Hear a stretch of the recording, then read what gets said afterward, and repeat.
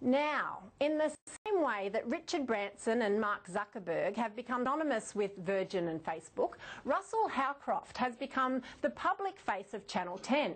Whether he's building an advertising campaign, running a TV network, or appearing on the Gruen transfer on the ABC, Russel is promoting a brand. He does it, and he does it very well. Don't you get a bit tired, you know, juggling all these brands? Well, I'm not sure if I get tired juggling all those brands, but I'm a bit embarrassed about being mentioned, you know, like a Zuckerberg, because that guy's got, how many billion has he got? And I've still got a mortgage, so, you know. Don't worry about the details. It's a little bit different. But you are still juggling two brands. So you have the Russel Howcroft brand, and you also have Channel 10. Are they competing? No, well, I mean, I don't look at it like that at all. I mean, my job is working for Network 10. I'm the executive GM there. I've got a boss, Paul Anderson, he's the CEO, and I just work hard at trying my very best to make, you know, Network 10 as successful as it can be. Doing, I suppose, using the skills that I've got. And, you know, as I was discussing with Paul and my executive colleagues, maybe my skills are just talking a lot. But anyway, it's, you know... That's one of them. That is definitely one of them. They must be happy, though, Russell, because you bring to Channel 10 all of the audience and also your own personal followers that you've got. So it boosts Channel 10. Well, it's nice of you to say that, and I hope it does. I hope my involvement there has been, you know, is beneficial to the business. We're going pretty well, by the way. Network 10, we've got growth. Yeah, we've got growth this year, and you know, and the free-to-air market. There's not a lot of audience growth going on, so to actually have audience growth is a fantastic success for us thus far. See how you're promoting a brand? Beautifully. If we just talk about the Logies, we won eight Logies at the recent Logie Awards. Now, okay, so does that really matter? Is it just a trade show? Well, for us, for me, absolutely it does matter, because it means that, you know, we're infiltrating the Australian public with our shows. And winning, you know, Gogglebox is winning, and The Project's winning, and Family Feud's winning, and Big Bash is winning, and our talent, of course, Walid Ali wins the gold. But let's not forget Carrie Bickmore and Grant Denyer were shortlisted. Pete Hellier's very upset. I saw him shed a tear. I know. Well, and how funny is he? Oh, and he's just announced today he's got a book deal. He's doing a children's book. So he is the Renaissance man, that Pete Hellier. When you think he's saying he's deep. Well, he hides it very well, don't you think? Well, I know Strawny make you think otherwise, but he's written a film. He's written a TV series on the ABC. He of course is on The Project, as we know. He is managing a number of brands. He's just got a book deal for writing children's books.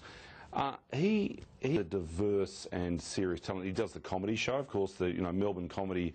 He packed out the Comedy Theatre. More than 1,000 people are in that. Packed it out whenever he was there, and was very, very good.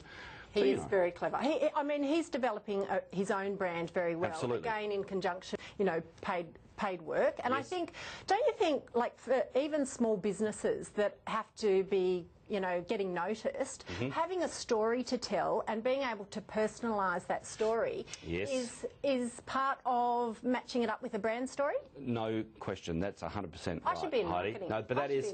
I think that.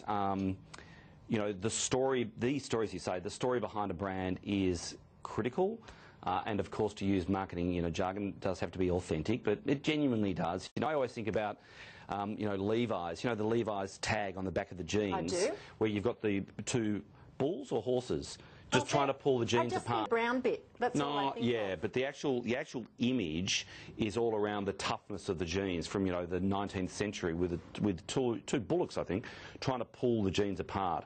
And that of course is the authentic and original story around Levi's, and then of course they have 100+ years of success. Do you think, though, the fact that I don't know that, like I know Levi's jeans, but I don't know that story. I didn't even connect what the image was on the back of the jeans. Yes. Does that mean that bit doesn't matter? It doesn't matter at all. I mean, you know, I'm still buying the Levi jeans. Yeah, it's good. It's good to know it, but you know, at the point that you look at it, you do understand it. You know, at that point. I think a lot of the time, it's almost like we ask too much of advertising. You know, advertising puts a brand into your consciousness. and then at the time that you're in the marketplace for whatever product it is, it's almost like the brain just recalls some piece of advertising or branding that you've seen just during the course of sometimes during the course of a lifetime. I mean, this is the subconscious. Genuinely, very good advertising will stay with you forever. It's as strong as the nursery rhyme you learnt when you were 3. You know, that really strong cut-through piece of creative work. You know, if I say Coca-Cola, I'd like to teach the world to sing, you know, you immediately know what I'm talking about, and that's from the 1970s, you know, and we can carry on. This is the residual value of advertising, and you can just, you know, just remind someone about a Levi's commercial, which of course Laundrette is the most famous of those, or a Coke commercial, or, you know, even say CUB with the blokes in smocks. It's a big ad. So it's about being clever as well, isn't it? And I mean, this is where you've got it when it's right to be wrong. Yeah. I actually think this is a bit of therapy for people me. well, maybe it was therapy for you, but it's therapy for people in marketing. Well, that's nice to hear. You have a good giggle. Yeah, and it was most definitely therapy for me, because I sort of feel that let's just say the Australian market, this is where we all work. I think that a lot of the time it's constipated. We're not, I genuinely believe we're not great at just, you know, going for it, you know, and just being a bit loose and enjoying the process of coming up with ideas and enjoying the debate and the discussion around ideas. There's one thing, and this is probably the best bit that I loved in your book, I have to say. You've got talent versus ideas, and you actually say, I think you're trying to make the point that you can have the idea, but unless you execute it, then really it's worth nothing. It's worth nothing. And when I was in business myself, running my own business successfully with my husband, he had an expression which was, if the idea was bad, well, you couldn't polish a turd. But I learnt here that you can roll it in glitter. You absolutely can polish a turd. No, but you can roll it in glitter, I've since learnt. Well, what that is about... Yeah, what is that about? Well, it's just about, you know, the important skill of presentation and design. You know, it is actually easy to make something look a whole lot better, even though it's performing the same function, just by good design. And we do underestimate how important good design is. We equally, and more tragically maybe, underestimate how important good writing is. You know, the ability to write commercially is what I mean. So to actually read something on a page and then want to buy off the page, that is a really hard skill to have. And if you find people that know how to do that, you should get them. Never ever let them go. That's becoming more and more important, isn't it? Absolutely it is. This content creation. Yes. Yeah. No? Look, you sound sceptical. Well, I had you there for a while and then I could hear you tune out. Well, I think there's a difference between content writing and advertising writing. Yes. Yeah, and so, content does play a role now, in particular with social media, the creation of content. But I suppose my great interest is the ability... Headline.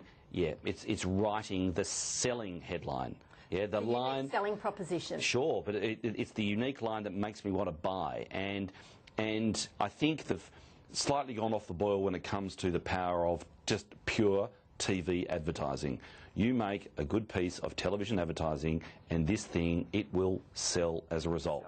Yeah. So does that mean, because I know that you've got another brand that you've got going on in the background, and I'm soon to be exploring that in the next segment around Casper's Pie. Yes, yeah. So is that something that you imagine you'll be bringing to TV?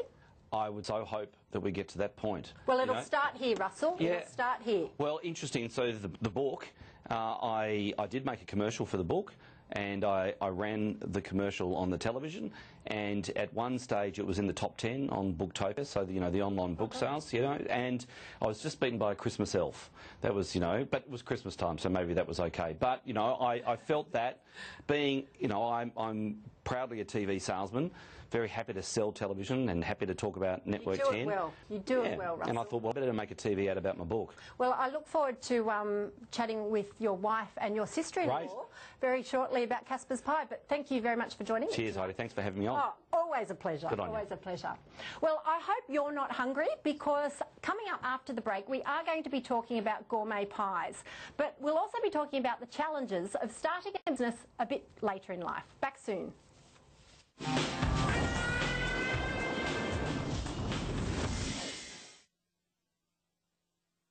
Why should you compare? Well, it's easy to do. And according to Super Ratings, CareSuper's balanced option outperformed almost